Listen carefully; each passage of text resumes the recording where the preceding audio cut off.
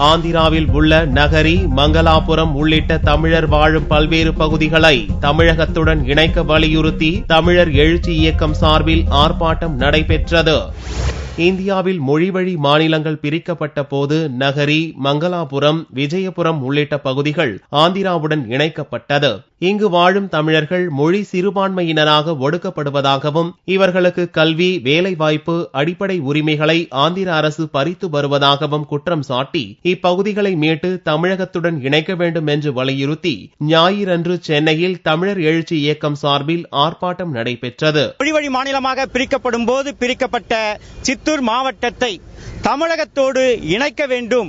அது தமிழர்களுடைய வாழ் உரிமை பிரச்சனை, அது தமிழர்களுடைய நில உரிமை சிக்கலானது, அது தமிழ்நாட்டு பாலாற்று ஆற்று நீர் உரிமைக்கான சிக்கலாக இதை பார்த்து நாங்கள் தமிழர் எழுச்சி இயக்கம் இந்த போராட்டத்தை முன்னெடுத்திருக்கின்றோம். ஆந்திராவில் உள்ள தமிழர் பகுதிகளை இணைக்க தமிழ் மக்களை ஒன்று திரட்டி தொடர் போராட்டங்களில் ஈடுபட உள்ளதாகவும் இந்த அமைப்பினர் தெரிவித்தனர்.